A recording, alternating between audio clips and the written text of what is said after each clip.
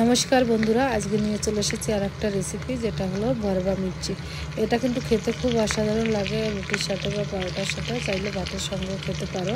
আর দেখো কত সহজেই কিন্তু বানানো হয়ে যায়, মাত্র 10 মিনিটেই কিন্তু ঘরোয়া উপকরণ দিয়েই বানানো হয়ে যাবে। দেখো আমি এখানে 250 গ্রামের মতো লঙ্কা নিয়েছি। এই লঙ্কাটায় কিন্তু কোনো ঝাল হয় না, আর এটা শিমলা মির্চি টাইপেরই হচ্ছে, কিন্তু এটা লম্বা সাইজের। দেখো এটাকে আমি কিন্তু চাকুর সাহায্যে মাঝখান দিয়ে একটু ফেড়ে নিয়েছি, যাতে আমার মশলাগুলো আমি ভিতরে দিতে পারি। আর পিছন দিকটা যাতে ফেটে না যায় সেদিকেও লক্ষ্য রাখতে হবে। এভাবে কিন্তু আমি সবকটা লঙ্কাকে আমি এভাবে কেটে নিয়েছি। এবার দেখো আমি কিছুটা তোমার বাদামকে কিন্তু ভেজে নিয়েছি শুকনো খোলায়। আর এখানে 2 চামচের মতো আমি কিন্তু তিলকেও রোস্ট করে নিয়েছি বা ভেজে নিয়েছি।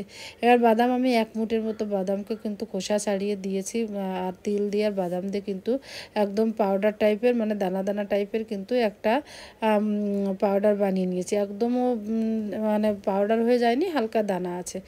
এবার এখানে দুটো আমি মিডিয়াম সাইজের পেঁয়াজ কুচি নিয়েছি, তার ভিতর দেখো যে আমি তিল আর বাদামটাকে পিষে নিয়েছি সেটা দিয়ে দিলাম। তার ভিতর দিয়েছি কিছুটা পরিমাণ ধনেপাতা কুচি, তারপর দিয়ে দেবো বাকি মশলাগুলো। দেখো এখানে আমি 1/2 চামচ তোমার দিয়েছি ধনে পাউডার, 1/2 চামচ লঙ্কা পাউডার, আর 1/2 চামচ আমি দিয়েছি এখানে তোমার ব্ল্যাক সল্ট, আর একটু দিয়েছি নর্মাল সল্ট, যেটা কিন্তু স্বাদ অনুযায়ী যাবে লবণটা।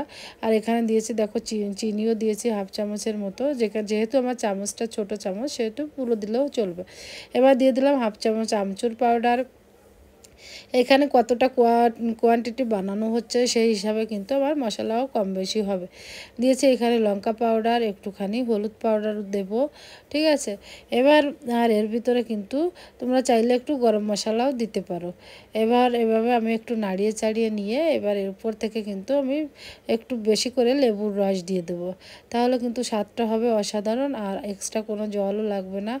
আর খেতে কিন্তু অসাধারণ হয়েছিল বন্ধুরা, আর সত্যি ভালো লাগে এই ধরনের খাবার রান্না করলেও খুব ভালোই লাগে। দেখো আমার কাছে গন্ধরাজ লেবু ছিল, আমি কিন্তু সেটা দিয়ে দিয়েছি। এবার এটাকে কিন্তু সুন্দর করে আমি হাতের সাহায্যে মিক্স করে নেব।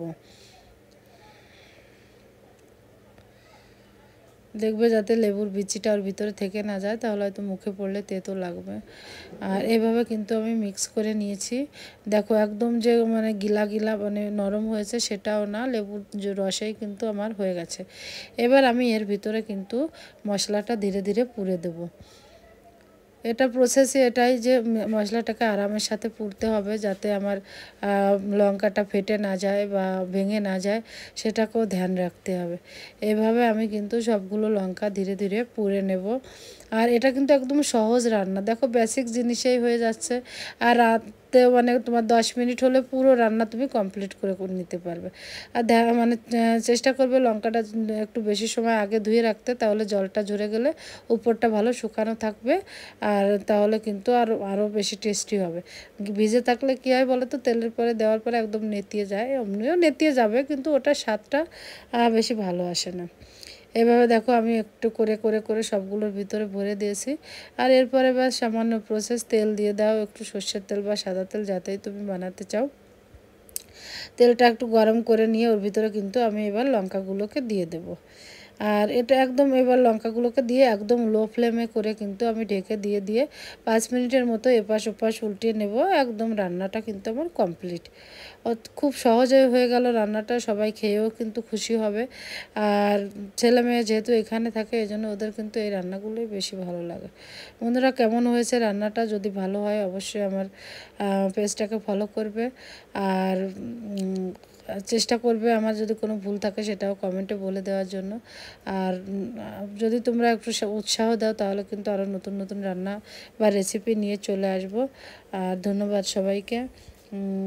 কেমন হয়েছে রান্নাটা অবশ্যই বলবে। আমাদের কিন্তু অসাধারণ লেগেছিল খেতে, হ্যাঁ না? দেখেই মনে হচ্ছে খুব লোভনীয় হয়েছে। আর ধন্যবাদ সবাইকে। এভাবেই কিন্তু আমি সমস্ত লঙ্কাগুলোকে পাল্টিয়ে দেব, পাল্টিয়ে দিয়ে আবার একটু সময় ঢেকে দেব।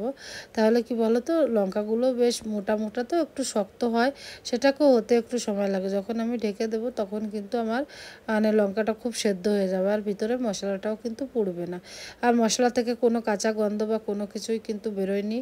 আর অসাধারণ হয়েছিল খেতে, দেখো কত সহজে হয়ে গেছে। আর মশলা যেটা এক্সট্রা বাইরে পুড়ে গেছে সেটাকে আর নেওয়ার দরকার নেই, কিন্তু ওটা একটু কিনা পুড়ে যায়, যা হোক শুকনো খোলায় রান্না করা। ভালো লাগলে অবশ্যই আমার পেজটাকে ফলো করে দেবেন।